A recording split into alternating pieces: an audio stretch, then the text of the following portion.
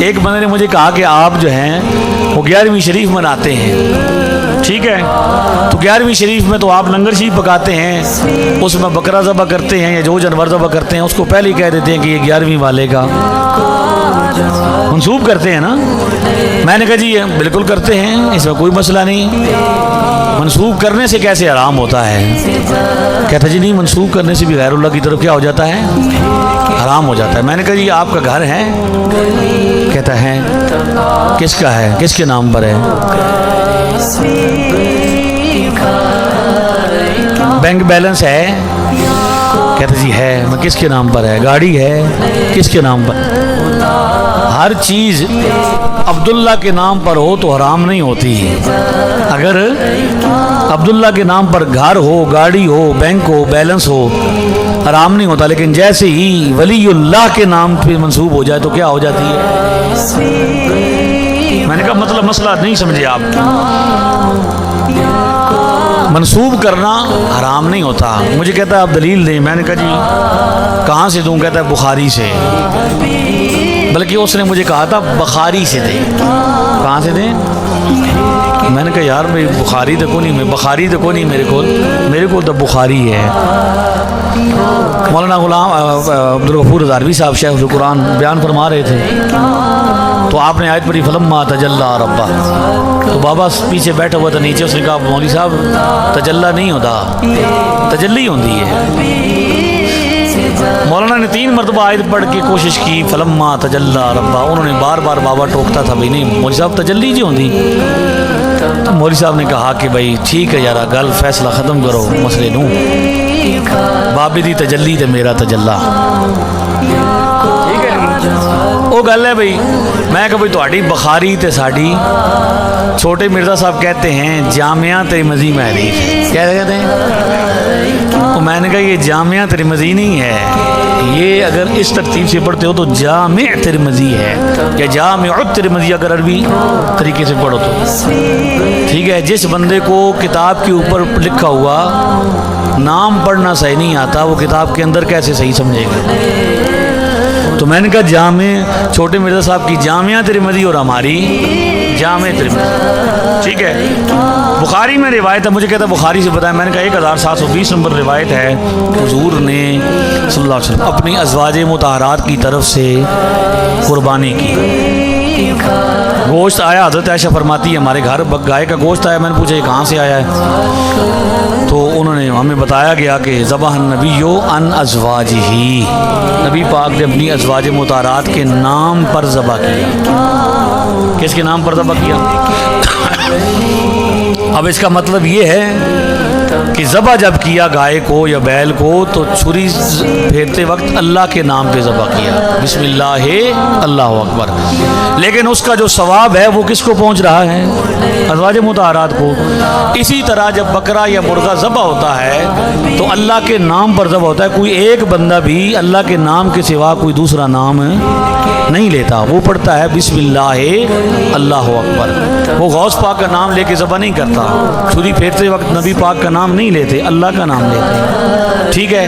لیکن جب وہ ذبح ہو جاتا ہے، پک جاتا ہے، تو پھر اس کا جو کھانا کھلایا جاتا ہے، لنگر پیش کیا جاتا ہے، اس کا ثواب حضور غوث پاک کی خدمت میں پیش ہو جاتا ہے۔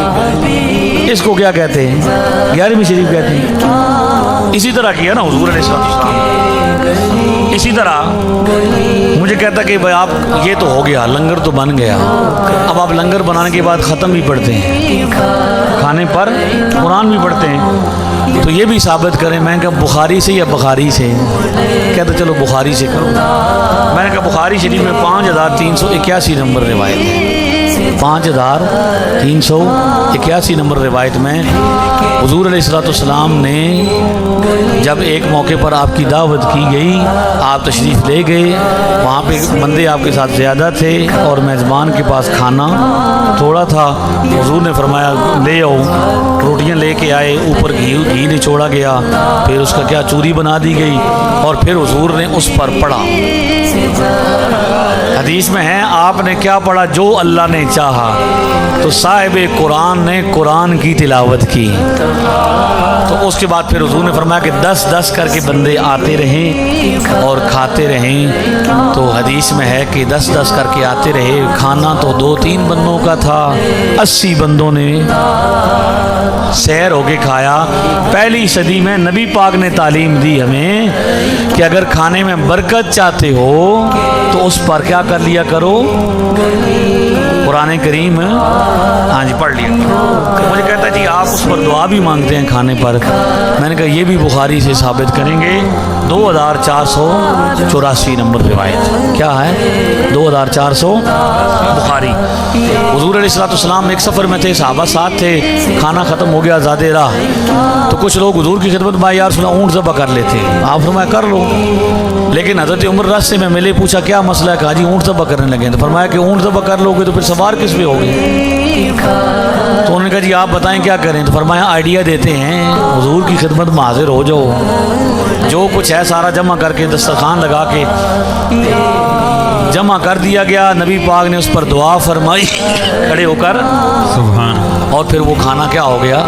سب کو کافی ہو گیا. تو نبی پاک صلی اللہ علیہ وسلم نے کیا کیا ہے؟ دعا فرمائی ہے. یہ ابو داؤد میں روایت ہے, سنن ابی داؤد میرے سامنے ہے. اس میں روایت ہے 1681 نمبر. حضرت سعد بن عبادہ رضی اللہ تعالیٰ عنہ نے کیا کیا؟ حضور سے عرض کیا کہ یا رسول اللہ میری والدہ فوت ہو گئی ہیں, اگر میں اب ان کے لیے کچھ کرنا چاہتا ہوں تو آپ مجھے فرمائیں میں کیا کروں. اگر دنیا سے جانے کے بعد ثواب کا کوئی سلسلہ نہ ہوتا تو حضور فرماتے کہ بھئی اس کا تو عمل ساتھ چلا گیا ہے. آپ نے فرمایا کہ مسلمانوں کو پانی کی ضرورت ہے, کنواں بنوا دو. کنواں بنوایا گیا. اس پر پھر حضرت سعد نے جب کنواں مکمل ہو گیا حضور تشریف لائے, آپ نے افتتاح فرمایا اور اس پر یہ اعلان فرمایا ہاذہ لأم سعد, یہ ام سعد کا کنواں ہے.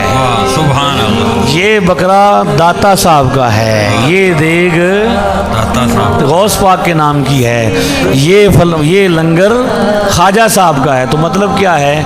جس طرح حضرت سعد کی نے اپنی والدہ کے لیے کنواں بنوایا, پانی پئیں گے مسلمان, ثواب اس پر اللہ عطا کرے گا, راضی اللہ ہوگا, اور وہ ثواب حضرت سعد کی والدہ کی خدمت میں پہنچ جائے گا. اسی طرح بکرا ذبح ہوگا اللہ کے نام پر, بنا کے کھلایا جائے گا, کھانا لوگ کھائیں گے, اس پر اجر ملے گا کیونکہ کھانا کھلانے کا ثواب ہے. جو ثواب ملے گا راضی اللہ ہوگا, ثواب غوث پاک کی خدمت میں پہنچے گا.